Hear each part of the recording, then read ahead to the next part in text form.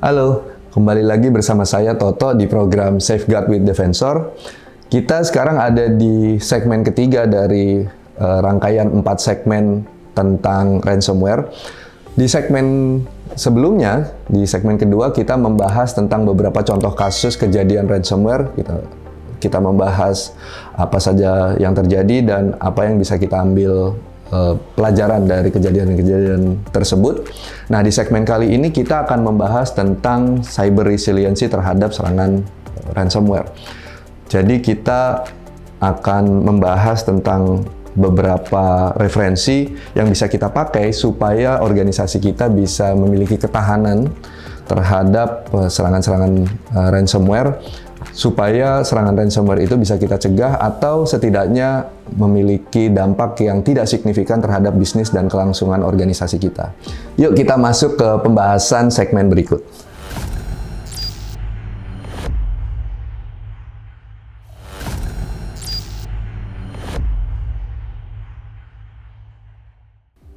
Oke, sekarang kita kenalan lagi nih. Nama saya Toto. Saya berkarir di dunia IT security industry sudah lebih dari 2 dekade. Saat ini saya sebagai Presiden Director di Defensor sejak 2015. Kalau kita bicara pendidikan, saya sarjana komputer dari Perbanas tahun 1999, lalu saya melanjutkan kuliah di Magister Komputer Universitas Budi Luhur. Saya lalu melanjutkan kuliah lagi Magister Komunikasi di The London School of Public Relations. Lalu saya kuliah lagi S2, ambil Master of Business of Administration dari Universitas Gadjah Mada. Lalu saya kuliah lagi di BINUS, Bina Nusantara University, ambil Doctor of Research in Management. Dan saat ini saya masih kuliah di National University of Singapore. Saya juga memegang 2 sertifikasi profesional terkait dengan IT security, yaitu CISA, Certified Information System Auditor, dan CISSP, Certified Information System Security Professional sejak 2008. Kalau teman-teman yang bergerak di IT security biasanya tahu ya 2 sertifikasi ini. Oke, sekarang kita masuk ke pembahasan ketiga, yaitu terkait dengan ketahanan cyber atau cyber resiliency terhadap serangan ransomware. Jadi di sini kita akan membahas bagaimana agar organisasi kita bisa memiliki ketahanan cyber resiliency itu tadi, yang fokus kepada serangan-serangan atau ancaman-ancaman yang disebabkan oleh ransomware. Kita lihat definisinya dulu nih, teman-teman. Jadi kalau kita ambil dari PPD 21, ini di zamannya Barack Obama, yaitu Presidential Policy Directive, ada definisi tentang resilience. Jadi resilience itu adalah kemampuan untuk mempersiapkan dan beradaptasi dari kondisi yang berubah untuk, nah ini tujuannya nih, untuk recover secara cepat dari disruption.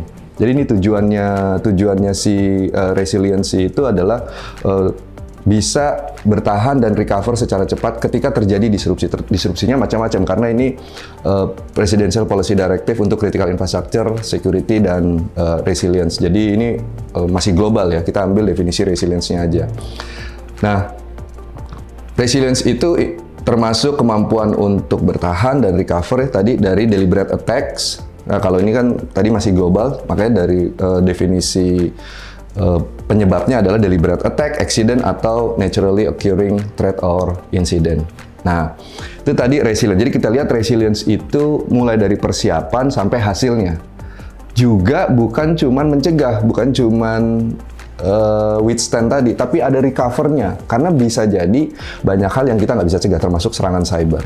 Nah, kalau kita masuk ke cyber resiliency atau ketahanan cyber, ini masih nyambung nih sama definisi yang di atas, yaitu kemampuan organisasi untuk lagi-lagi mempersiapkan, merespons, dan recover ketika terjadi cyber attack. Jadi organisasi itu dikatakan punya cyber resiliency ketika dia bisa defend terhadap attack, lalu limit the effect. Jadi kalau kena attack, perusahaan atau organisasi yang punya resiliency sama yang nggak punya resiliency biasanya dampaknya beda gitu. Lalu ketika terjadi insiden, dia bisa guarantee continuity of its operation. Jadi bisa beroperasi atau operationnya bisa berlangsung seperti sedia kala gitu. Oleh karena itu cyber resiliency itu adalah cyber security dan bisnis resiliensi, karena ujungnya sebenarnya bisnis itu harus tetap jalan apapun yang terjadi terkait dengan serangan cyber. Karena itu pada saat cyber resilience, kalau kita mau bangun cyber resiliency, kita juga harus melihat faktor-faktor bisnis, gitu, faktor-faktor kelangsungan bisnis itu tadi. Bisa jadi urusan IT security-nya atau cyber security-nya udah beres, tapi karena faktor bisnisnya, sehingga bisnisnya jadi nggak bisa jalan. Sebagai contoh, ketika ada satu bank terkena serangan ransomware, lalu ada ketentuan dari pemerintah atau dari kebijakan dari pemerintah yang mengharuskan si bank itu laporan sebelum dia bisa beroperasi kembali, mungkin cyber security-nya udah beres, dia bisa get back. Tapi karena ada kewajiban bisnis yang dia belum tunaikan terkait dengan aturan-aturan dari pemerintah, bisa jadi pemerintah belum kasih izin dia untuk beroperasi kembali karena misalnya dia belum laporan terkait dengan insiden yang terjadi kemarin dan lain sebagainya. Nah, hal ini perlu diperhatikan juga teman-teman, karena ujungnya kan kita sebenarnya get back into the business as soon as possible gitu. Makanya disebut dengan cyber resilience, bukan cuman cyber security-nya aja gitu. Jadi ketika nanti terjadi serangan-serangan cyber, khususnya misalnya ransomware, perlu dilihat juga faktor-faktor bisnisnya. Saya mesti lapor kemana nih gitu, atau saya mesti bikin dokumentasi apa supaya bisnis saya tetap jalan terkait dengan regulasi yang ada. Oke, kita balik lagi ke tadi, intinya cyber resilience, preparation, lalu kemampuan kita untuk mencegah, dan kalau beneran terjadi, kemampuan kita untuk get back atau recover supaya bisnis bisa get back as soon as possible. Nah, untuk ketahanan cyber atau cyber resiliency terkait dengan ransomware, saya ngambil dua dokumen atau dua referensi, dua acuan, yaitu dokumen dari RTF ya, Ransomware Task Force, namanya Blueprint for Ransomware Defense. Lalu yang kedua, dokumen dari CISA, Cyber Security Infrastructure Security Agency, nama agensinya. Dia ada Multi-State Information Sharing dan Analysis Center yang bikin, jadi bagian dari CISA. Judulnya adalah Ransomware Guide. Jadi saya coba ambil guidance dari dua dokumen ini. Banyak sekali yang interrelated, jadi yang overlap. Ya, jadi yang overlap udah saya jadiin satu. Nanti ada beberapa hal yang beda, nanti kita bisa lihat. Nah, blueprint yang dari punyanya RTF ini, saya mau disclaimer dulu. Dia tulis bahwa ini memang didesain untuk SME, Small Medium Enterprise. Tapi Small Medium Enterprise-nya Amerika kita tahu mungkin levelnya lebih besar atau lebih tinggi ya. Maksudnya lebih cakupannya lebih besar daripada SME yang ada di Indonesia. Nah, saya juga mau disclaimer bahwa episode kali ini kalau kita bahas dua referensi ini bisa bakalan lama nih.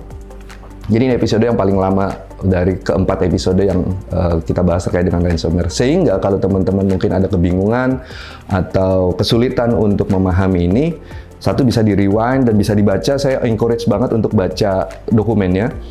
Lalu bisa kontak Defensor untuk bantu perusahaan teman-teman atau organisasi teman-teman apply blueprint atau guidance yang ada dari dokumentasi ini. Jadi kita bisa bantu untuk apply atau bisa mereview kondisi yang ada di organisasi teman-teman terkait dengan guidance dan blueprint yang ada.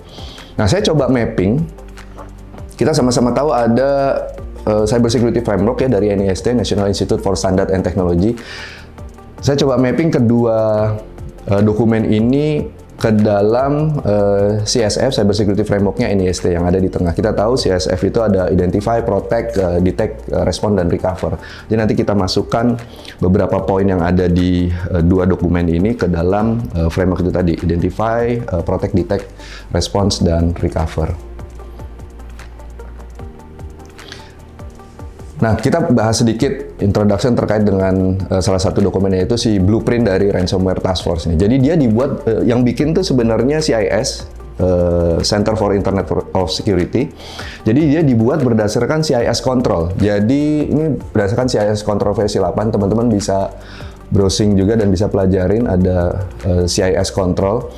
CIS Control versi 8 ini sebenarnya ada 18 kontrol. Di versi 8, di versi 7.1 itu sebelumnya ada 20 kontrol. Nah, CIS Control tadi, yang versi 8, ada sekitar 153 safeguards. Nah, dari 153 safeguard itu sama si Ransomware Task Force itu diambil tuh 40 safeguard-nya untuk di-apply ke dalam blueprint ini. Si 153 safeguard yang total punyanya CIS Control tadi yang versi 8 itu ada banyak hal-hal lain yang di luar ransomware terkait dengan cyber security. Misalnya physical security, application, dan lain sebagainya. Ada penetration testing, backup and restore. Tapi 40 yang diambil ini yang fokus bagaimana combating ransomware. Jadi ada 40 best practice ya atau safeguard untuk menangani ransomware. Ada 2 jenis safeguard. Jadi safeguard ini dibagi lagi jadi 2 jenis sama si RTF, Ransomware Task Force ini. Ada yang foundational sama actionable. Apa bedanya? Foundational itu adalah hal-hal atau praktik yang harus dikerjain dulu nih teman-teman. Jadi ini bukan action atau technical action, tapi kita harus punya dulu foundational ini sebelum nanti yang actionable-nya kita kerjain. Sebagai contoh, kita harus punya data aset-aset yang kita miliki. Nah itu sebagai foundational tuh. Jadi aset inventory itu foundational. Kenapa? Kalau aset inventory nggak punya, kita nggak bisa ngerjain yang lain. Misalnya apa? Protection. Karena protection atau endpoint security terhadap aset-aset itu. Gimana kita mau ngamanin kalau kita nggak tahu apa yang kita punya. Oleh karena itu si foundational itu harus dikerjain dulu. Baru setelah itu ada actionable. Nanti kita sudah mapping mana safeguard yang foundational, mana yang safeguard yang actionable. Ada 7 area dalam blueprint. Pertama, know your environment terkait dengan blueprint ini ya. Ya, kita mesti tahu dulu dong environment-nya kita apaan aja. Itu tadi, asset inventory menjadi salah satu yang penting banget. Yang kedua, secure configuration. Kalau udah tahu kita punya apa aja, ya kita amanin. Secure configuration. Account and access management, kita juga mesti tahu. Kita punya account apa aja, si account-account itu punya akses kemana aja, kita mesti tahu. Kadang-kadang kita nggak tahu berapa banyak username yang kita punya. Orang sudah resign, kita lupa ngapus. Administrator udah resign, kita nggak delete account-nya. Atau kontraktor sudah selesai projectnya, username dan passwordnya masih ada di situ setara admin misalnya. Jadi account dan access management itu penting. VM, vulnerability management planning, kita mesti cek secara berkala vulnerability yang ada karena setiap saat bisa jadi ada vulnerability baru terhadap aset kita yang kita miliki gitu. Jadi bisa jadi hari ini aman, besok enggak karena ditemukan vulnerability baru. Oke, vulnerability management planning juga masuk dalam blueprint ini. Baru malware defense, spesifik ke malware dalam hal ini ransomware. Jangan lupa security awareness dan skill training. Yang terakhir, ini sebagai last line of defense saya bilang terkait dengan ransomware, yaitu data recovery dan incident response. Ini yang blueprint dari RTF teman-teman. Nah kita introduction juga ke dokumen yang kedua, yaitu ransomware guide dari CISA dan MSISAC. Jadi ya Cyber Security Infrastructure Security Agency dan Multi-State Information Sharing and Analysis Center. Dokumen ini berisi kebutuhan teknis dan panduan konfigurasi, jadi ini lebih praktikal, jadi nggak ada foundational dan actionable, jadi ini lebih praktikal. Anda harus melakukan apa-apa gitu, kira-kira gitu kalau di ransomware guide ini. Dia terdiri dari 2 bagian, kalau dia bagiannya di pembagiannya itu berdasarkan momen, berdasarkan waktu. Persiapan sebelum kita kena ransomware, sama saat dan setelah kejadian atau kena insiden ransomware gitu. Jadi persiapan itu ransomware best practice, prevention best practice, sama daftar respon terhadap ransomware ada 19 poin pada saat kita kena dan setelah kejadian.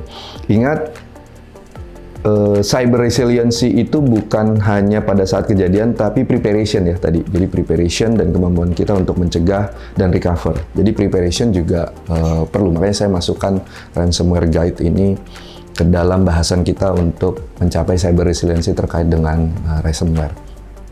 Itu tadi introduction dan alasan kenapa saya pilih 2 dokumen atau 2 referensi ini untuk bantu kita menangani ransomware. Kita bahas satu-satu menggunakan framework atau tahapan dari NIST Cyber Security Framework, yaitu identify, protect, detect, response, dan recover. Yang pertama kita identify dulu nih. Jadi sama si RTF blueprint-nya juga sudah dimasukkan NIST Security Function-nya. Untuk yang identify, ini saya ngutip dari Sense ya. Jadi, if you know the enemy and know yourself, You need no fear the result of 100 battles. Jadi kita udah tahu nih enemiesnya kita, yaitu ransomware. Kita tadi udah di episode sebelumnya kita udah belajar bagaimana cara dia kerja, contoh-contohnya gitu ya. Kurang lebih kita udah paham enemies kita. Yang masalah apakah kita tahu diri kita gitu. Apakah kita tahu semua host yang ada di environment kita? Apakah kita tahu semua mesin yang ada di environment kita yang hidup? Itu ada fungsinya atau enggak? Apakah sudah selesai fungsinya? Jangan-jangan kita bikin aplikasi, aplikasinya udah selesai, hostnya lupa di shutdown gitu ya. Dan lalu bagaimana postur security-nya terhadap semua aset yang kita punya? Nah, ini tahapannya adalah di tahapan seperti itu. Jadi kalau kita lihat terkait dengan kategori know your environment, jadi yang pertama kita bahas satu-satu ya teman-teman. Jadi kebayang sekali lagi stay with me, ini kita bahas 40 poin. Jadi yang pertama, establish and maintain detailed enterprise asset inventory. Jadi kita mesti punya enterprise asset inventory. Teman-teman mesti tahu enterprise asset apa aja, yang IT ya terutama. Gitu. Karena bahasan kita di IT. Jadi kita punya workstation ada berapa yang hidup, berapa yang dipakai, berapa yang update, berapa yang masih diperlukan atau dipakai sama karyawan, atau berapa yang habis dipakai di luar, maksudnya misal karyawannya lagi keluar kota dan sebagainya gitu ya, itu kita mesti tahu. Nah setelah kita tahu aset-aset tersebut, baru kita tahu establish and maintain a software inventory. Jadi software apa aja yang kita punya. Tadi aset itu ya aset hardware yang kita punya. Lalu software-softwarenya apa aja? Karena di dalam satu hardware bisa ada banyak software kan. Misalnya kita punya satu server, ya di situ ada aplikasinya, ada database-nya dan lain sebagainya, ada software virtualisasinya dan lain sebagainya. Jadi kita mesti tahu. Supaya apa? Supaya kita bisa maintain apakah software-software yang kita punya itu vulnerable atau enggak. Jadi kita bisa maintain dari faktor security-nya. Nah, ketika kita sudah tahu aset software inventory, makanya yang berikutnya adalah ensure authorized software is currently supported. Jadi, setelah kita tahu ini, setelah kita punya gambaran terhadap software-software yang ada di lingkungan kita, saya mungkin perlu ralat ya. Bisa jadi kita nggak punya tapi ada. Jadi, banyak mungkin karyawan gitu yang install software bajakan gitu. Itu kan bukan punyanya perusahaan, tapi dia nginstal gitu. Jadi ada walaupun nggak punya gitu. Jadi perusahaan nggak memiliki itu karena nggak beli gitu. Padahal softwarenya ada di sana. Nah ini kita perlu perhatikan benar nih. Ada software apa aja sih di environment kita? Lalu apakah software-software tersebut, authorized software itu disupport? Maksudnya disupport ya, apakah prinsipalnya masih support software tersebut? Kalau prinsipalnya aja udah nggak support, masa kita mau pakai? Udah end of support, berarti udah nggak di-update, pasti ada vulnerability dan lain sebagainya gitu. Apakah kita perlu update version, atau kalau memang ada kebutuhan-kebutuhan bahwa ya Pak, OS-nya memang sudah nggak disupport, tapi ini aplikasi harus jalan di atas OS itu. Jadi, dan belum ada versi aplikasi yang baru yang running di OS setelahnya misalnya. Kita ngelihat banyak kejadian-kejadian seperti itu.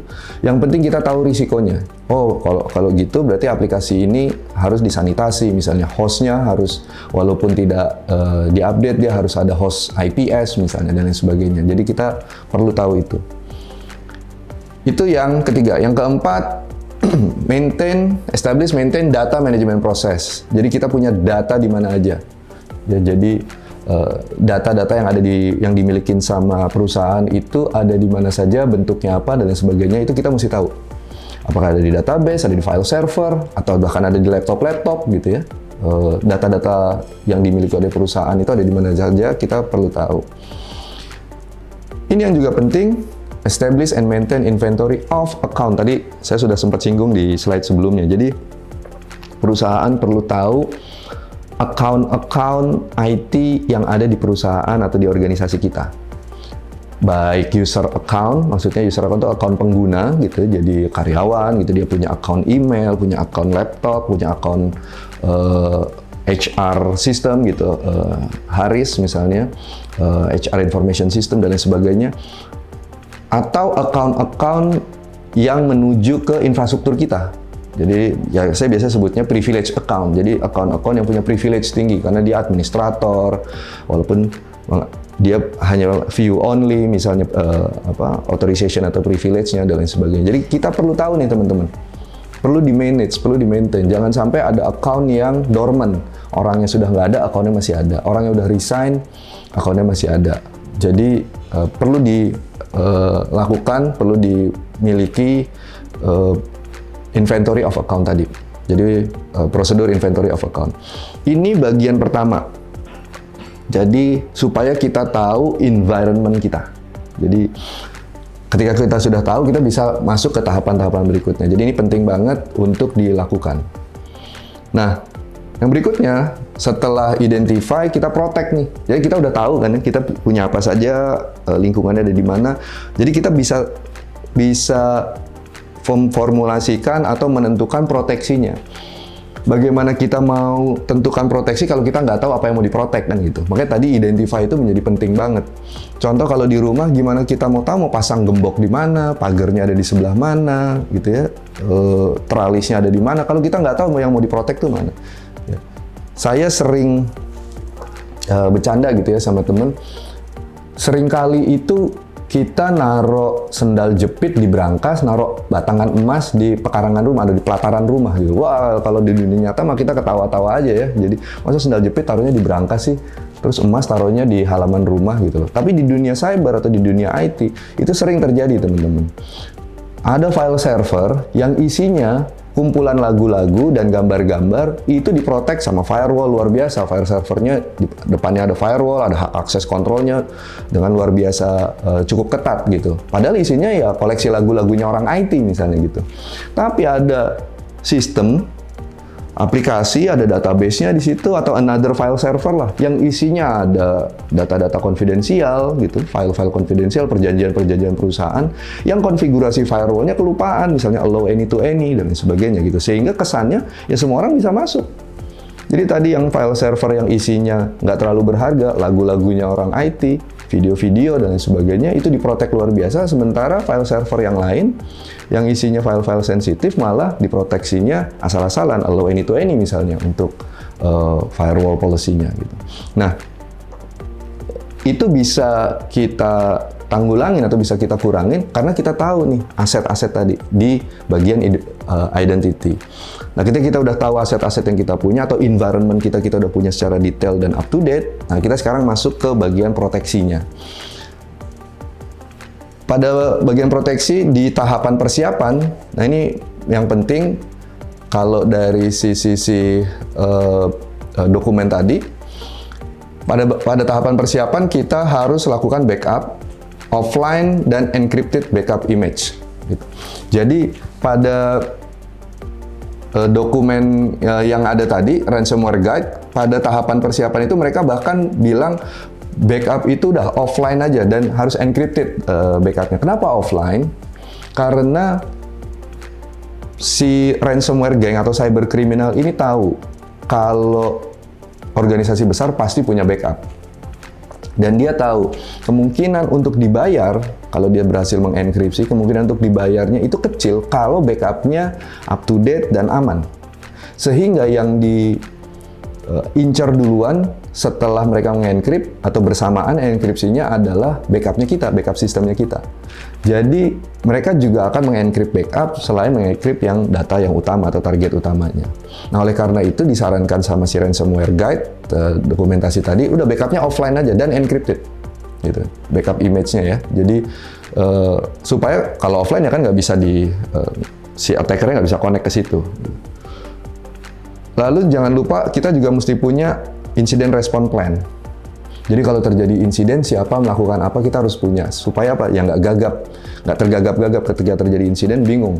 Siapa sih ini yang mesti nge-restore backup? Siapa sih yang mesti bikin image yang bersih? Siapa yang mesti reconfigure perangkat security-nya dan lain sebagainya? Siapa yang mesti ngomong ke media? Siapa yang mesti jelasin ke BOD dan sebagainya, atau level management?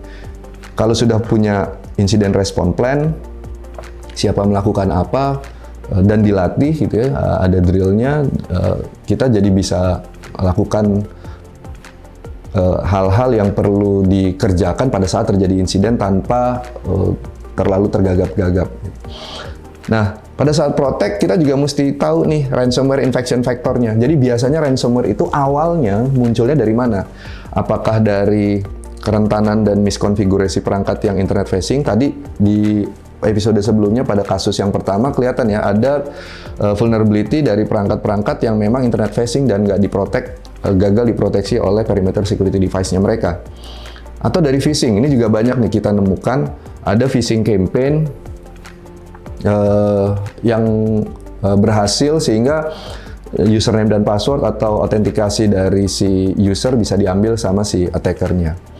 Infeksi malware pendahuluan, jadi maksudnya si organisasi tersebut sebenarnya udah terinfeksi malware, misalnya malware pendahuluan untuk keylogger misalnya. Jadi si malware ini dapat ketikannya si administrator atau user, termasuk ketikan username dan password untuk login ke dalam Active Directory atau infrastruktur utama lainnya. Jadi ada infeksi malware pendahuluan. Lalu ya istilahnya prekursor malware infection. Ini terjadi di beberapa kasus ya, kayak misalnya Dridex, Emotet atau Trickbot itu mereka ada prekursor malware infection ya. Jadi sebelum ransomware-nya kejadian, si Dridex, Emotet dan Trickbot-nya itu bisa masuk duluan untuk menginfeksi. Atau pihak ketiga dan managed service provider. Jadi kitanya aman, tapi managed service provider tempat si engineer ini bekerja, jadinya managed service providernya nggak aman, sehingga kitanya ikutan nggak aman. Karena apa? Karena si engineer dari pihak ketiga tadi atau MSS itu kan login ke environment kita untuk konfigur perangkat yang mereka jual dan lain sebagainya. Jadi kita juga mesti memastikan bahwa semua pihak yang connect ke kita, termasuk vendor dan managed service provider, itu aman. Terutama vendor-vendor IT, teman-teman. Kenapa? Karena mereka login langsung ke intinya dari IT infrastruktur kita. Kalau vendor firewall atau vendor server dan lain sebagainya, mereka kan login ke server kita. Jadi perlu dipastikan, Anda udah selesai projectnya, udah kemarin pakai user apa, delete usernya. Kalau nggak diperlukan, delete. Kalau memang masih diperlukan, list privilege. List privilege itu hak seadanya atau hak seperlunya. Jadi kalau dia hanya perlu untuk monitoring performance, nggak usah dikasih privilege untuk write, untuk nulis gitu ya. Hanya read only, misalnya read only-nya juga ke bagian apa dan lain sebagainya gitu. Jadi harus list privilege. Jadi ini karena si pihak ketiga dan managed security service provider ini atau managed service provider itu bisa jadi ransomware infection factor. Jadi dia jadi titik awal infeksinya ransomware. Yang berikutnya terkait dengan proteksi adalah hardening. Jadi kita harus pastikan semua infrastruktur yang kita punya itu di-harden. Di-harden itu dibikin supaya hard ya, supaya ketat, supaya kuat. Apa yang dilakukan? Ya konfigurasinya dikonfig supaya benar. Misalnya kalau memang satu host Windows tidak butuh SMB atau CIFS, ya matiin file sharingnya gitu. Kalau memang nggak ada aplikasi yang butuh itu. Atau service-service yang nggak perlu ya dimatiin, di shutdown, atau memang di uninstall. Install seperlunya, lalu dikonfig supaya aman. Siapa yang boleh login, terus username passwordnya, konfigurasi passwordnya harus bagaimana, dan lain sebagainya. Itu biasa istilah dari hardening itu yang kita lakukan gitu ya. Jadi ini terkait dengan proteksi, hal-hal yang perlu kita lakukan untuk memprotek aset yang kita udah ketahui di step sebelumnya. Nah, terkait dengan ransomware blueprint dari RTF untuk proteksinya adalah, nah ini banyaknya actionable nih. Kalau kita lihat tipenya ya, ketimbang foundational. Karena actionable, karena proteksi itu ya memang kita mesti action, doing something gitu untuk protect gitu. Kita configure something ke infrastruktur atau ke aset-asetnya kita. Dibagi jadi 5 kategori. Kita bahas satu-satu. Pertama, secure configuration. Jadi ini mirip sama yang tadi foundational. Jadi kita establish, maintain, secure configuration process. Jadi kita tahu dulu nih, secure configuration-nya seperti apa. Yang pertama sama yang kedua sama 41 dan 42. Jadi kita define dulu, misalnya kita punya mesin Windows, mesin Linux, Windows-nya Windows berapa, Linux-nya versi apa. Kita udah tahu nih configuration process sama secure configuration prosesnya seperti apa. Apa yang harus dilakukan untuk melakukan hardening Windows misalnya. Kita udah tahu dulu guidance-nya. Ya, nomor 1 sama nomor 2 kurang lebih sama. Nomor 1 itu untuk keseluruhan, configuration process untuk network infrastructure juga ada. Itu yang nomor 2.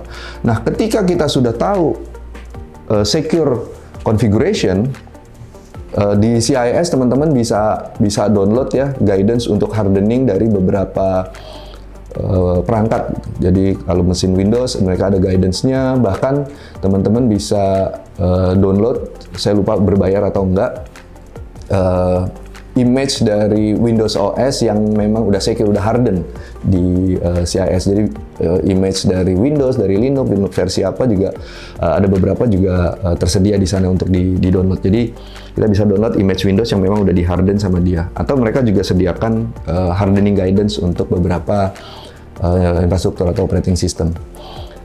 Nah, kita masuk ke yang action-actionnya. Implement dan manage firewall on server.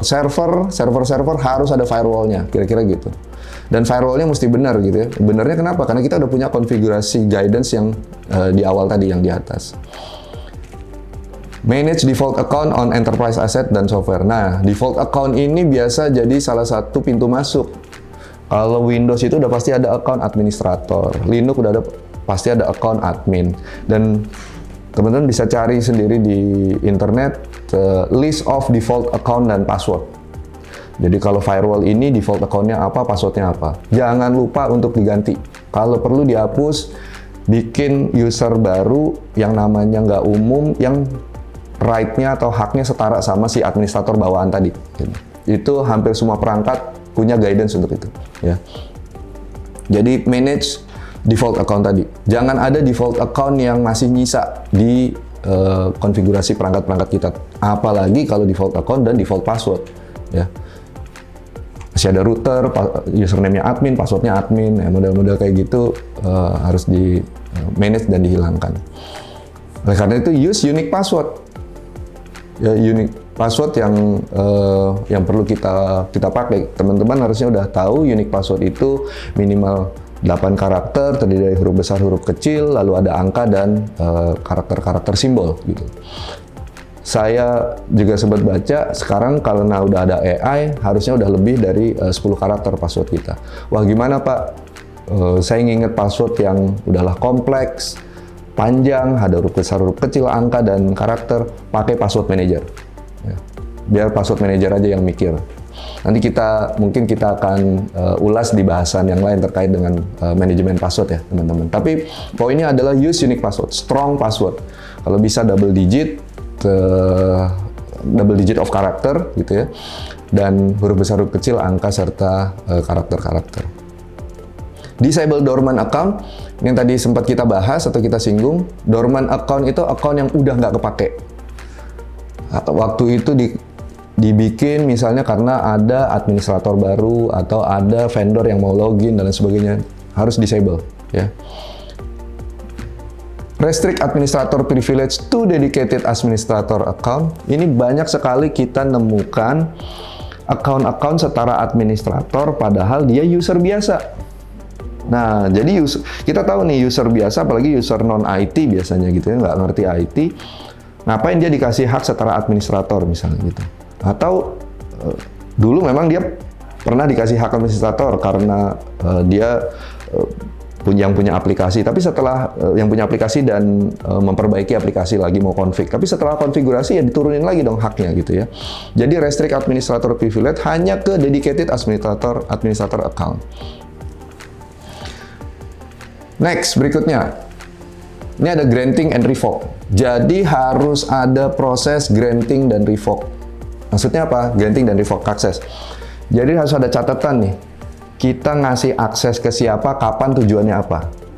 Kalau memang tujuannya temporary, harus ada catatan pula bahwa aksesnya itu udah kita revoke, udah kita ambil, atau udah kita balikin gitu ya. Jadi supaya apa? Supaya kita tahu nih siapa aja sih sekarang account-account yang setara administrator, karena ada proses ininya nih, ada proses granting dan revoke-nya. Nah, yang berikutnya nih MFA ada 3 ya, saya summary-kan aja. Jadi untuk poin-poin ini yaitu external exposed application, remote network access, dan administrative access itu harus punya multi-factor authentication. Jadi untuk aplikasi yang externally exposed, yang terekspos ke eksternal, untuk administrator account, sama untuk remote network access, VPN, SSH, dan lain sebagainya yang memang bisa diakses dari luar, itu harus punya multi-factor authentication.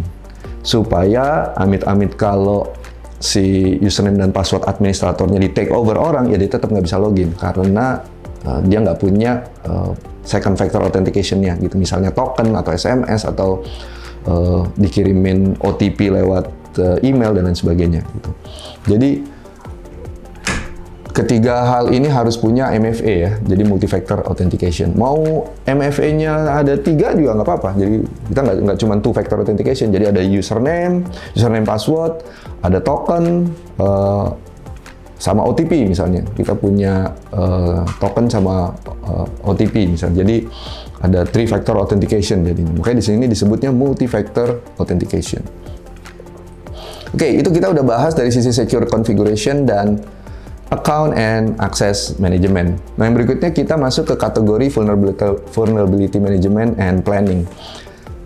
Ini masih foundational di 2 yang atas, jadi establish and maintain vulnerability management process sama remediation process. Kebayang ya teman-teman, jadi mungkin teman-teman tahu proses VA ya, atau VS, vulnerability assessment atau vulnerability scanning. Jadi vulnerability scanning atau vulnerability assessment adalah sebuah proses di mana kita mencari kelemahan yang ada di sistem yang kita punya. Caranya bisa macam-macam ya, ada toolsnya. Nama toolsnya vulnerability scanner. Mulai dari yang gratis, open fast misalnya, atau yang berbayar. Ya teman-teman bisa cari beberapa merek vulnerability scanner yang berbayar. Poinnya adalah kenapa sih kita perlu lakukan vulnerability scanning atau vulnerability assessment? Karena kita tahu saat ini aman, nanti belum tentu aman. Belum tentu amannya karena apa? Karena vulnerability terbaru bisa aja ditemukan. Teman-teman bisa cari di vulnerability database bahwa hampir setiap hari pasti ada vulnerability baru terhadap sistem IT yang ada di dunia saat ini. Atau bisa jadi sistemnya tetap aman karena belum ditemukan vulnerability baru, tapi konfigurasinya nggak aman.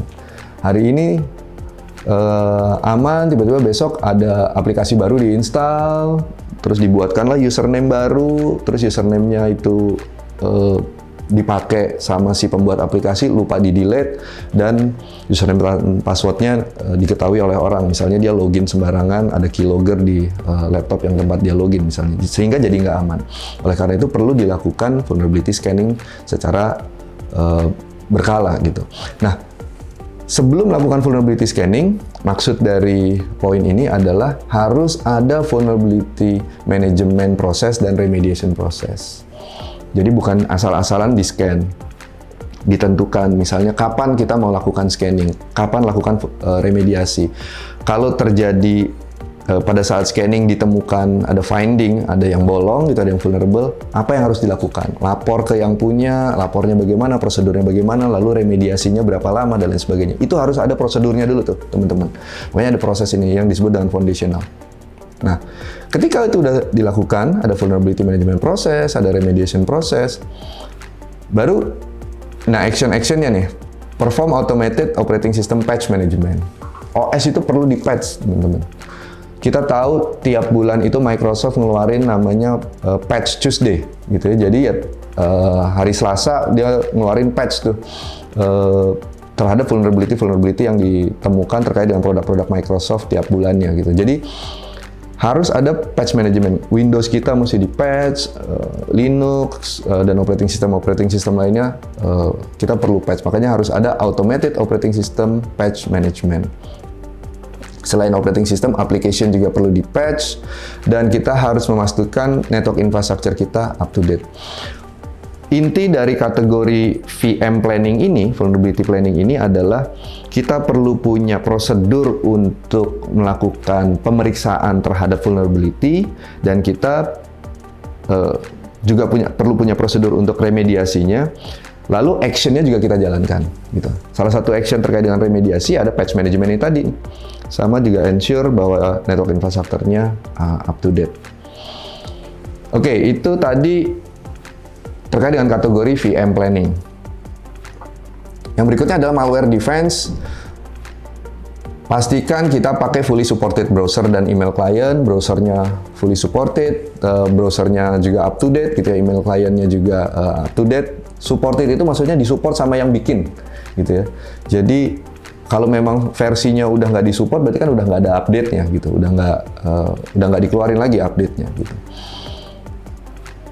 Lalu DNS filtering service, DNS filtering service ini kita perlu punya untuk memeriksa apakah query DNS yang dilakukan oleh aset-aset yang kita punya atau host yang ada di environment kita itu bersih, atau query ke DNS yang tidak berbahaya. Perlu diingat, semua host dia kalau connect pakai DNS, maksudnya kalau dia connect ke sebuah website dan pakai nama, itu pasti melibatkan DNS server. DNS server sekilas tentang DNS server ini kayak buku, phone book gitu ya, untuk translate dari nama domain menjadi IP address, karena mesin kan sebenarnya kenalnya IP address gitu. Tapi kan kita nggak hafal IP address, misalnya google.com, facebook.com dan lain sebagainya. Tapi kita nggak tahu IP address dari Google dan Facebook dan lain sebagainya. Nah, ada DNS server nih, tempat host kita bertanya. Jadi ketika kita akses www.google.com, laptop atau handphone kita, query dulu ke DNS server, IP address-nya Google berapa sih gitu. Nanti dia akan balas. Nah, maksud dari DNS filtering ini adalah kemampuan si DNS server tempat bertanyanya orang-orang di organisasi kita. Orang-orang itu berarti host maupun server dan lain sebagainya. Itu punya mekanisme DNS filtering. Kalau ada yang query ke website berbahaya atau domain berbahaya, ya dia blok aja, dia masukin jawabannya ke sinkhole gitu. Jadi dia nggak kasih jawaban gitu. Jadi si laptop atau host tersebut jadi nggak bisa akses. Misalnya website berbahaya, atau yang berbahaya itu tadi apaan aja? Website berbahaya, command and control-nya server, command and control-nya virus atau malware, IP address yang masuk ke dalam blacklist dan lain sebagainya. Jadi itu udah separuh mempermudah hidup kita, karena yang akses ke website berbahaya yang telah diketahui sebelumnya itu sudah bisa diblok pakai DNS filtering service ini tadi. Deploy anti-malware. Anti-malware-nya harus punya, entah apapun itu namanya. Ada yang nyebutnya endpoint security, ada yang nyebutnya antivirus, ada yang nyebutnya EDR, endpoint detection and response. Pokoknya harus punya anti-malware dan automatic signature update. Nah, full stop. Jadi nggak ada host yang nggak punya anti-malware sistemnya, apapun istilahnya, EDR, endpoint security, endpoint protection dan lain sebagainya, atau antivirus, pokoknya harus punya dan up to date. Punya aja nggak cukup, jadi punya dan up to date.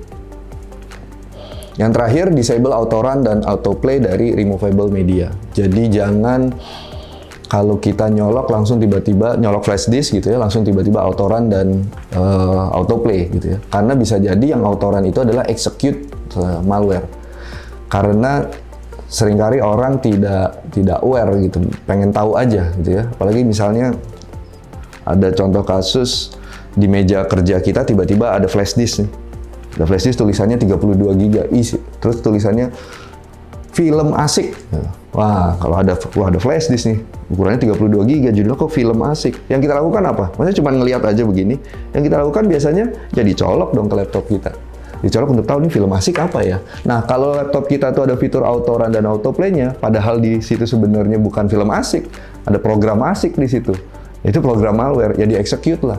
Menjadi makin komplit penderitaannya kalau anti-malware sistemnya nggak detect, ya udah selesai. Misalnya itu adalah program ransomware misalnya, gitu ya. Jadi tolong dinonaktifkan autoplay dan autorun yang ada di komputer kita. Itu kategori malware defense. Terakhir di domain ini, yaitu di domain protect, yaitu security awareness dan skill training. Saya perlu jelaskan dulu definisi awareness ya. Jadi awareness itu adalah ada beberapa tahap dari sisi awareness, dari sisi user awareness terkait dengan IT security.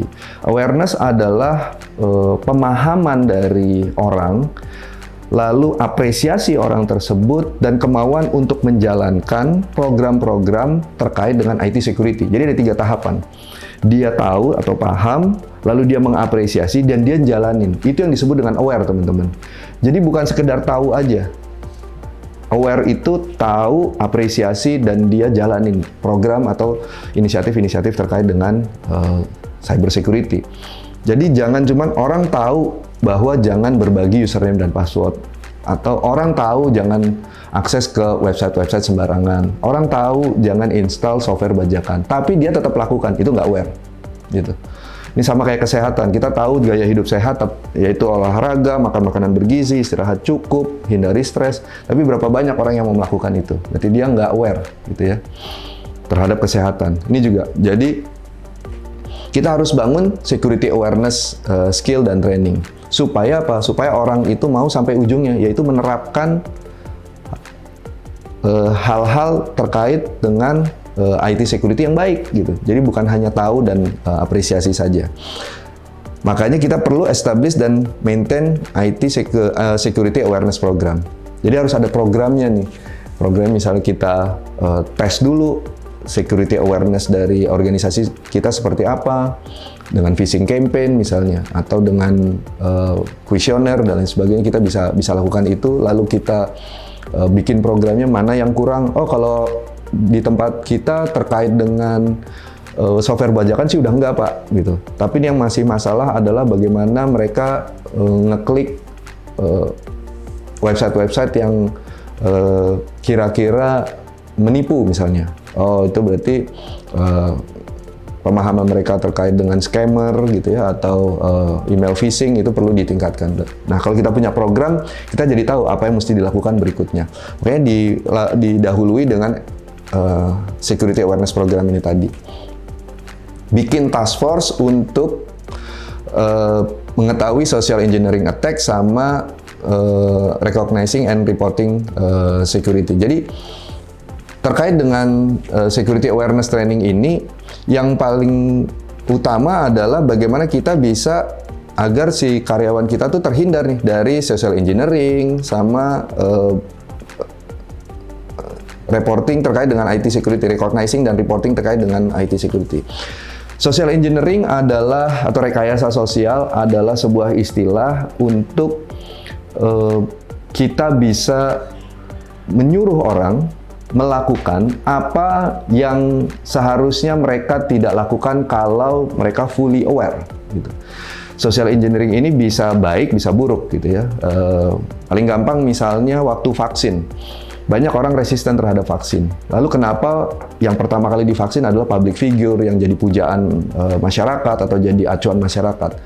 Karena supaya itu social engineering tuh teman-teman. Supaya masyarakat, oh kalau dia aja mau divaksin kenapa saya enggak? Kalau buat dia aja aman, saya juga aman dong, gitu loh. Pemerintah melakukan social engineering supaya masyarakat mau divaksin, gitu. Social engineering juga bisa dipakai untuk tujuan-tujuan komersil, gitu. Kenapa ada influencer, gitu. Kenapa ada artis-artis yang dipakai untuk kita promosi produk kita. Kalau dia aja beli, kenapa saya enggak? Social engineering dalam hal ini dipakai untuk tujuan jahat. Jadi bagaimana si attacker melakukan rekayasa sosial supaya kita melakukan sesuatu yang seharusnya nggak kita lakukan, berbagi password. Jadi sebagai contoh, social engineering, dulu saya sering ketemu link untuk daftar vaksin online. Nah, silakan klik di sini untuk daftar vaksin COVID online.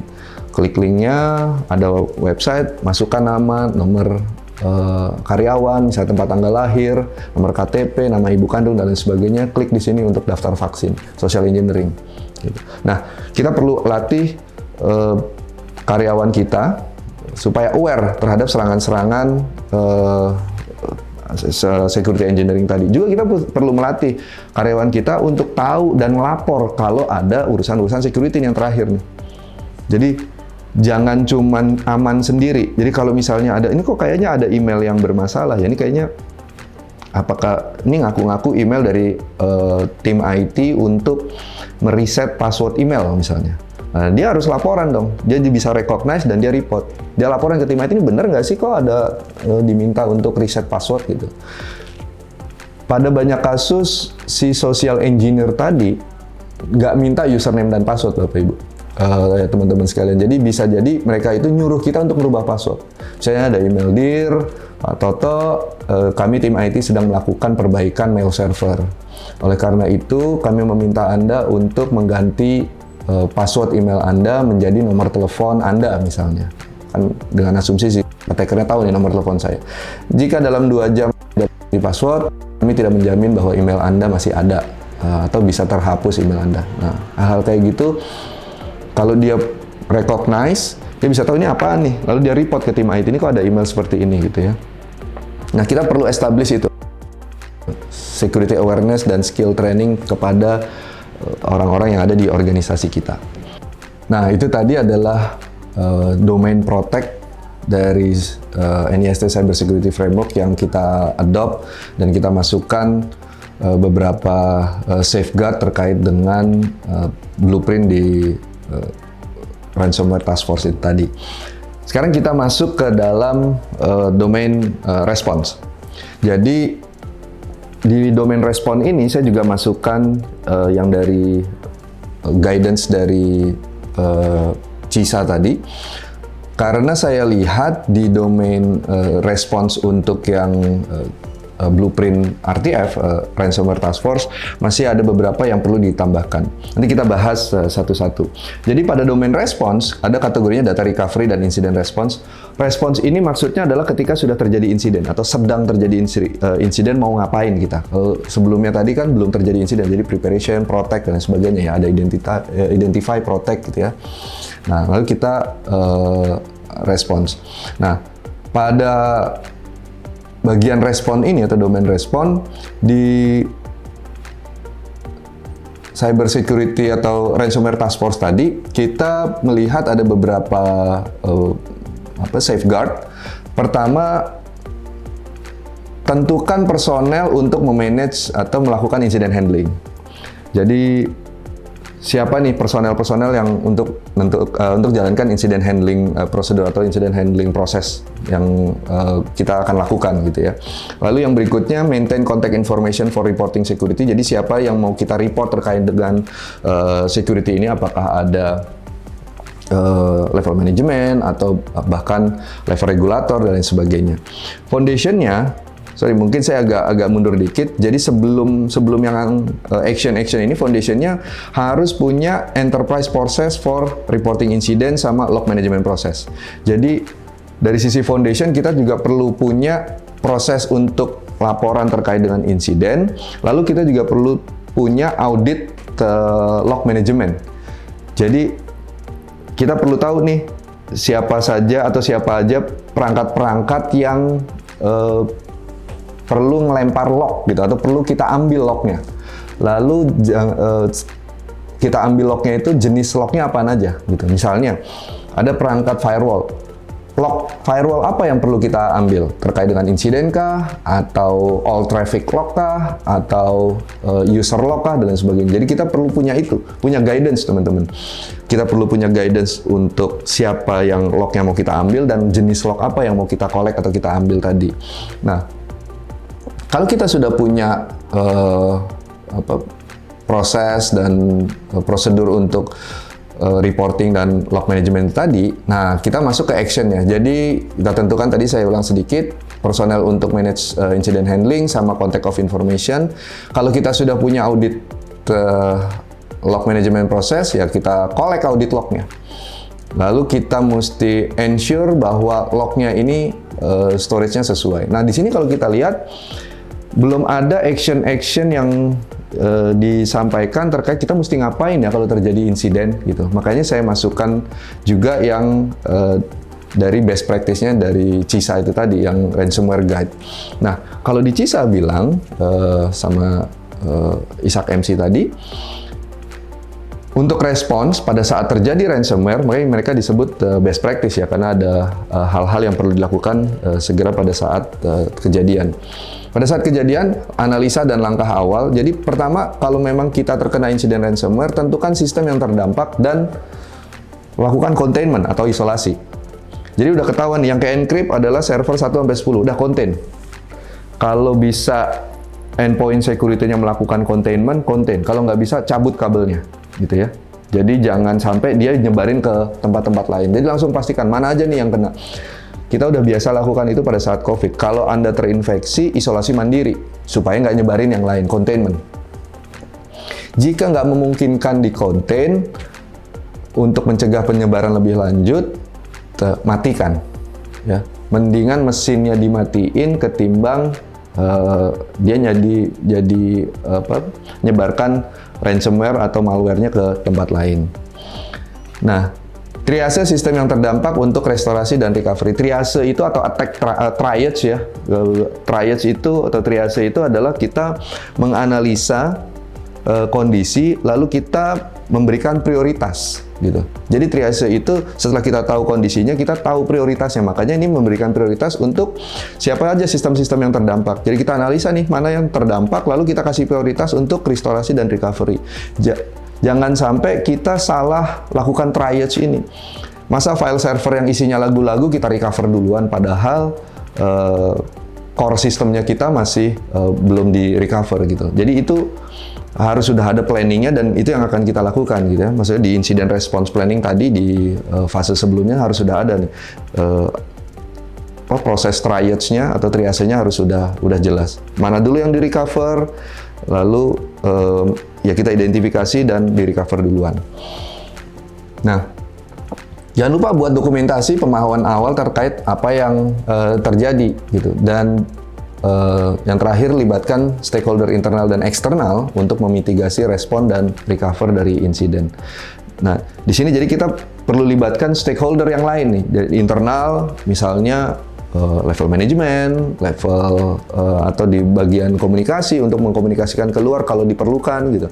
Eksternal, vendor-vendor kita kumpulkan untuk kita briefing, ini ada kejadian, Anda harus melakukan apa, bantu kita di mana, dan lain sebagainya. Mungkin juga stakeholder eksternal termasuk penegak hukum misalnya, atau badan-badan terkait yang related sama bisnis kita. Kalau misalnya keuangan atau banking, mungkin ada BI dan OJK perlu kita gandeng, atau ke pemerintahan mungkin ada BSSN atau penegak hukum lainnya. Jadi kita harus bekerja sama dengan mereka gitu.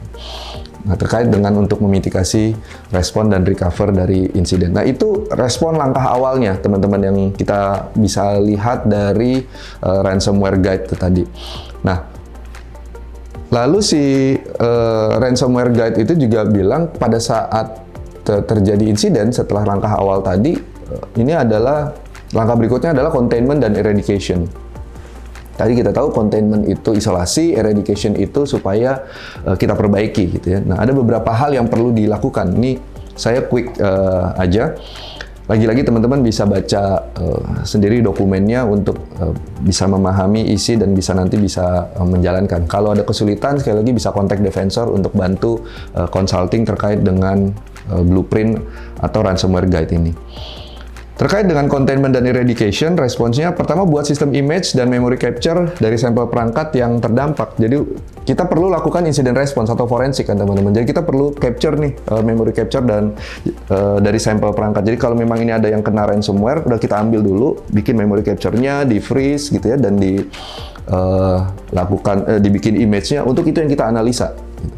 Supaya tahu ini pada saat terjadi di laptop ini atau di server ini, ransomware-nya ngapain aja sih gitu. Sehingga kita bisa analisa ini ransomware apa, asal muasalnya dari mana, kenapa si server ini bisa terinfeksi, dia sebelumnya di-connect dari mana, dan lain sebagainya. Itu kita perlu tahu.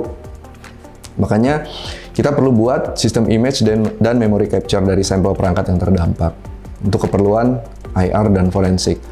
Nah, ketika kita udah tahu, misalnya dari ransom notes-nya udah ketahuan nih, ransomware-nya adalah Lockbit misalnya, Lockbit 3 misalnya.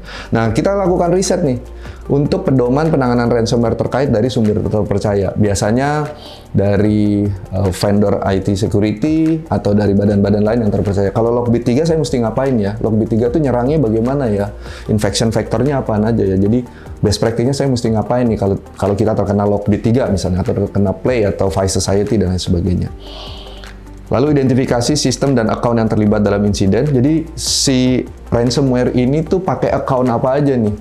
Dari langkah pertama kan sebenarnya kita bisa tahu. Ini ada server yang terinfeksi, kita lakukan memory analysis dan forensik di situ. Jadi sebelum terjadi insiden, siapa sih yang connect ke server ini? Dia naruh file apa di situ, lalu jalanin perintah apa? Siapa user yang jalanin perintah? Jadi kita jadi tahu nih sistem dan account yang terlibat dalam insiden.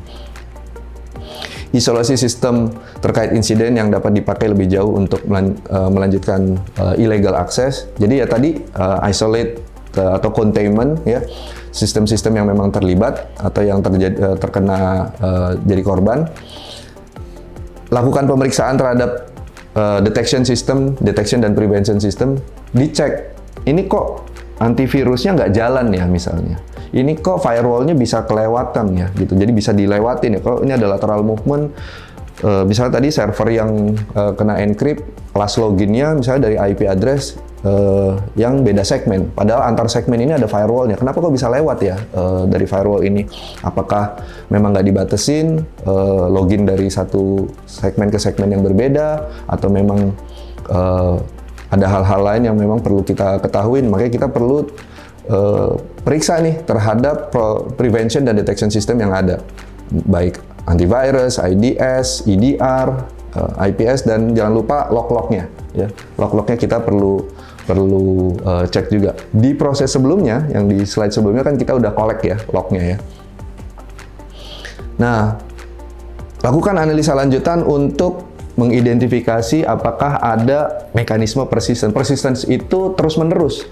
Jadi sangat mungkin si attackernya itu ninggalin sesuatu supaya bisa diakses secara terus-menerus walaupun sudah kejadian gitu. Jadi dia masih bisa akses baik outside in maupun inside out. Outside in itu misalnya si sistem kita itu tetap connect ke external system gitu. Jadi ada host yang misalnya terinfeksi gitu ya, atau host yang tidak terinfeksi juga bisa, yang tetap connect ke eksternal, misalnya VPN, supaya orang bisa login ke dalam. Makanya dari kita sebutnya outside in atau inside out. Jadi bisa aja si attackernya itu masang sesuatu gitu ya, masang malware lain untuk supaya nanti dia bisa login lagi di environment kita. Bisa pakai Cobalt Strike kah, atau bisa pakai PS tools gitu, supaya mereka bisa kembali login. Kalau yang outside in tadi, hostnya kita yang connect keluar, nanti dipakai tunnelnya untuk si attacker login kembali ke environment kita. Itu yang disebut dengan kita mencegah mekanisme persistence. Jadi orangnya, si attackernya itu masih bisa login lagi ke situ. Ini yang penting banget untuk diperiksa gitu ya, supaya jangan sampai nanti kalau environment-nya udah bersih ya di-attack lagi sama dia, karena dia masih nyisa tuh, masih punya akses di internal kita. Yang terakhir, rebuild system berdasarkan prioritas layanan yang kritikal, menggunakan pre-configured image yang aman dan standar. Jadi ya kita punya pre-configured image tadi, di proses sebelumnya kita udah punya koleksi ya, image operating system terutama yang memang udah harden. Kan kita udah lakukan hardening proses. Nah, di sini kita rebuild nih sistem tadi menggunakan image yang harden tadi. Next, recover. Jadi setelah kejadian kita udah lakukan containment eradication, terus kita recovery gitu. Jadi apa yang harus dilakukan nih? Yang pertama, kalau dari RTF Blueprint, jadi Ransomware Task Force Blueprint tadi, kita mesti establish dan maintain data recovery process. Ini yang sering kita singgung ya tadi. Jadi data recovery ini harus punya nih data recovery process gitu sebagai foundation. Kalau sudah punya, perform automated backup, protect recovery data tadi. Data backupnya harus, kalau dari guidance, ransomware guidance-nya harus offline dan encrypted. Jadi supaya udahlah offline dan encrypt. Jadi kalau diambil sama orang karena offline, saya pakai tape backup, ya orang nggak bisa buka karena itu encrypted gitu ya. Jadi protect recovery data. Jadi datanya diprotect tadi dengan encryption. Establish dan maintain isolated instance of recovery data. Jadi recovery datanya itu di isolated gitu ya, supaya nggak di encrypt juga sama si ransomware, karena seperti saya bilang tadi ada banyak threat actor yang ngincer juga si backup sistemnya kita, karena kalau backup sistemnya ada kan kita nggak akan bayar karena kita bisa recover gitu. Kalau dari guidance, setelah insiden, recovery-nya adalah reconnect sistem dari backup yang bersih dan up to date, sebenarnya agak mirip-mirip ya dengan yang sebelumnya. Berdasarkan prioritas dari layanan yang kritikal, dokumentasikan lesson learned dari insiden dan aktivitas respons terkait. Kan kita mau belajar nih kemarin yang bagus apa, yang kurang bagus apa, sehingga bisa kita jadikan acuan untuk bisa lebih baik ke depannya. Itu keseluruhan proses dari blueprint dan guidance tadi. Nah, kalau teman-teman lihat, kita tuh baru bahas identify, protect, respond, recover. Kalau dari NIST framework-nya masih kurang satu nih teman-teman, yaitu apa? Betul, detection. Jadi kita belum bahas detect nih tadi, baru identify, protect, respond, sama recover ya. Nah, si blueprint dari RTF, dari Ransomware Task Force, dia memang bilang bahwa kenapa alasan kami tidak masukkan detect, karena detect itu luar biasa kompleks. Dan sekali lagi saya ingatkan bahwa si blueprint ini memang ditujukan untuk SME di sana. Kita bisa bayangin untuk small medium enterprise saja poinnya udah cukup banyak ya, udah 40 safeguard gitu. Dan mungkin organisasi kita juga nggak bisa langsung bisa terapkan itu. Nah, ini saya mau tambahkan terkait dengan detection-nya berdasarkan NIST framework. Nah, gimana dengan detection? Pastikan kemampuan detection kita punya tuh di semua lokasi kritis, baik on-prem maupun yang cloud. Detection terkait apa saja? Detection terkait aktivitas, baik aktivitas normal maupun aktivitas security di lokasi-lokasi kritis, terutama di mana terdapat aplikasi dan data kita di situ, user, server, dan container beserta network. Jadi kita perlu punya nih detection terkait dengan security maupun aktivitas terkait aplikasi dan data kita. Jadi kita perlu tahu apakah data kita ada yang attack, application kita ada yang attack, detectionnya pakai apa? Ya, tergantung dari poin yang mau kita detect ini tadi. Kalau application ya perlu ada web application firewall dong. Kalau data ya mesti ada data protection di sini. Misalnya user ya harus ada identity dan access management untuk bisa memanage dan juga mengidentify kalau memang terjadi atau mendetek terjadi pelanggaran terkait dengan user. Jadi di mana kita punya aset baik on-prem maupun cloud gitu ya, dan ini lokasi-lokasi kritisnya gitu, dan ini poin-poinnya, apakah aplikasi, data, dan lain sebagainya, kita harus punya kemampuan deteksi. Nah, ini teman-teman harus simpulkan sendiri nih, harus rumuskan sendiri. Kita punya apa, proteksinya apa. Kan di awal tadi yang di-identify kita udah lakukan inventory ya, kita punya apa aja. Nah, proteksinya kan kita udah temukan deh, atau udah kita rumuskan. Jadi kita punya aplikasinya A, proteksi terhadap aplikasi A itu apa. Nah, deteksinya jangan hanya berdasarkan signature, dan behavior. Karena bisa aja signature-nya itu belum ada, tapi behavior-nya mencurigakan. Bisa aja misalnya ransomware itu belum ada signature-nya karena benar-benar baru, atau ya memang mungkin si perangkat deteksinya masih belum punya signature-nya lah gitu. Tapi bisa jadi ada satu program yang mencurigakan nih behavior-nya. Dia nggak kedetek sebagai malware, tapi dia mencurigakan. Misalnya apa? Yang dilakukan sama ransomware, dia kan nyari file yang menurut kita berharga ya. File-file apa yang menurut kita berharga dan akan di-encrypt? Ya file-file yang kita bikin, yang dibikin sama user. Apa? File dokumen, file-file gambar gitu yang diproduce sama kita, karena itu yang berharga buat kita. Ngapain mereka nge-encrypt .exe atau .dll gitu ya, operating systemnya bermasalah tapi kan yang penting datanya aman gitu kan. Jadi ransomware itu akan nyari file-file .doc, XLS, PDF, JPEG dan lain sebagainya yang memang dibikin sama orang untuk habis itu di-encrypt. Nah, berarti kan ada proses searching terhadap file-file extension tersebut dan proses untuk mengakses sekian banyak file lalu di-encrypt. Harusnya si endpoint protection itu tahu kalau ada satu proses yang dia mengakses sekian banyak file secara bersamaan lalu melakukan perubahan terhadap file-file tersebut, nggak peduli apakah itu terdeteksi sebagai virus atau enggak, harusnya proses tersebut diblok. That's behavior yang saya bilang gitu. Jadi proses ini tidak terdeteksi jahat, tapi behaviornya mencurigakan, itu harusnya di-block gitu. Nah, itu detection berdasarkan signature dan behavior. Kalau behaviornya aja belum ketahuan, tapi dia udah signature-nya jahat, ya udah nggak ada cerita ya, udah pasti kita bisa block. Jangan lupa, Ketika sudah detect, ya harus ada log yang kita collect, manage, dan correlate. Jadi perangkat-perangkat tadi kan sudah mendeteksi. Nah, harus laporan nih perangkat-perangkat tadi ke satu sistem tertentu. Biasa kita sebut log management atau SIEM ya, Security Information dan Event Management. Untuk apa? Ya di collect, di manage, sama di correlate, dihubungkan satu sama lain supaya jadi satu cerita yang utuh gitu ya, correlation gitu. Pakai biasa kita sebutnya use case kalau di SIEM. Jadi jangan lupa selain detect, dia juga mesti laporan ke perangkat SIEM atau log management. Nah, urusan detection ini bisa dijadikan satu atau diorkestrasi menggunakan fungsi Security Operation Center. Jadi Security Operation Center itu adalah sebuah fungsi di dalam organisasi untuk memonitor.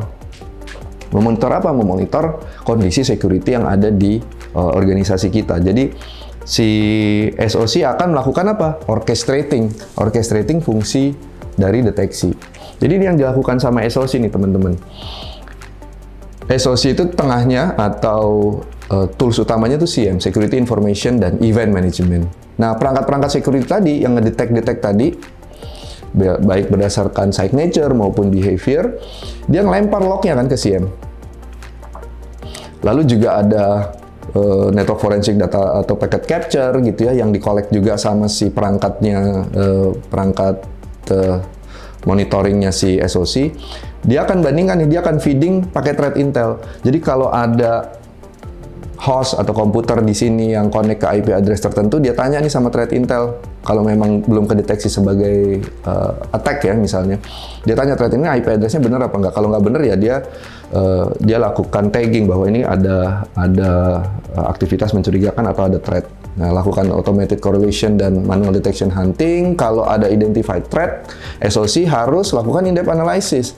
Apakah dia false positive atau valid incident, sehingga harus notifikasi. Jadi fungsi SOC di sini sangat krusial untuk bisa mendeteksi secara dini gitu. Ketika terjadi insiden atau terjadi threat sebelum insiden. Nah, mungkin pertanyaannya, Pak, kok yang contoh-contoh kasus tadi udah punya SOC atau belum? Kalau sudah punya SOC kok tetap jebol gitu ya. Nah, kalau kita lihat fungsi SOC itu ada di fungsi detection sama notification. Kok masa cuma fungsi detection dan notification aja, Pak? Iya, karena dia kan mendeteksi, lalu dia memverifikasi apakah attack-nya benar, lalu dia ngasih tahu. Nah, ketika dia ngasih tahu, kalau nggak ditindaklanjutin, ya terjadilah kebakarannya gitu kan, terjadi insidennya. Jadi memang security itu menjadi satu kesatuan, teman-teman. Jadi nggak bisa kerja sendiri-sendiri nih. Nggak bisa udah SOC, udah punya SOC, udah selesai gitu ya. Saya sering analogikan SOC itu seperti lab kesehatan sama dokter. Lab kesehatan sama dokter itu kan fungsinya supaya kita tahu beneran penyakitnya apa, root cause-nya apa, lalu dokter itu akan ngasih resep dan protokol kesehatan yang harus kita kerjakan. Contoh kalau kita pusing, misalnya datang ke dokter pusing, dokter suruh cek lab lah. Pusing itu karena bisa macam-macam kan. Tanggung bulan, habis diputusin pacar bisa pusing gitu. Tapi dokter mau tahu nih pusingnya karena apa? Anda cek lab dulu. Kolesterolnya bermasalah atau enggak, tekanan darah bagaimana, dan lain sebagainya. Dokter menganalisa, lalu dokter kasih obat dan kasih rekomendasi nih, mesti ngapain. Nah, kalau obatnya nggak diminum, protokol kesehatan yang dianjurkan sama dokter itu nggak dijalanin, besok kalau kita datang lagi ke dokter dan bilang masih pusing, ya dokternya juga ketawa kan. Ya orang obatnya belum diminum, masa mau minta sembuh. Sama, Security Operation Center juga seperti itu. SOC akan mencari root cause-nya, lalu dia akan menyimpulkan apakah ini attack-nya valid atau enggak, dan kasih rekomendasi. Kalau rekomendasinya nggak dijalanin, jangan harap tetap aman. Karena ya rekomendasi, Pak ini ada simptom attack menuju ke Active Directory Bapak. Coba tolong dicek apakah ini akses yang ilegal atau enggak. Kalau ilegal tolong diperiksa Pak account tersebut, atau mungkin perlu di-disable dulu. Kalau nggak dikerjain ya tetap aja insidennya akan tetap jalan gitu. Nah, disitulah fungsi SOC itu berada gitu dari sisi detection. Nah, sehingga si SOC tadi menjadi orchestrating ya, jadi satu kesatuan bersama dengan fungsi-fungsi yang lain dari pencegahan sampai ke remediasi. Jadi mulai dari identify, protect, detect, respond dan recover. Nah, kita udah di ujung nih teman-teman. Jadi kita tadi udah lihat bagaimana cara kita menangani ransomware untuk supaya kita bisa memiliki cyber resiliency yang baik, terutama terkait dengan serangan ransomware. Saya summary-kan dikit. Jadi kita sudah punya 2 guidance atau 2 referensi, baik dari Ransomware Task Force, Blueprint, maupun dari CISA ya, Ransomware Guidance. Keduanya ini mencangkup bagaimana kita mengidentifikasi, memprotek, mendeteksi, dan merespon serta recover terhadap serangan ransomware. Diharapkan ketika semua rekomendasi ini kita lakukan, kita punya cyber resiliency yang lebih baik. Kita punya ketahanan cyber yang lebih baik supaya kita bisa terhindar dari serangan ransomware. Kalaupun kita terkena serangan ransomware, kita punya ketahanan nih. Kita bisa recover secepatnya sehingga bisnis kita tidak mengalami gangguan yang signifikan. Dari saya cukup sekian untuk segmen yang ketiga kali ini. Nanti kita akan ketemu di segmen berikutnya yang kita akan simpulkan terkait dengan video atau segmen 1, 2, dan 3 untuk bahasan ransomware secara keseluruhan. Sampai jumpa di segmen berikutnya.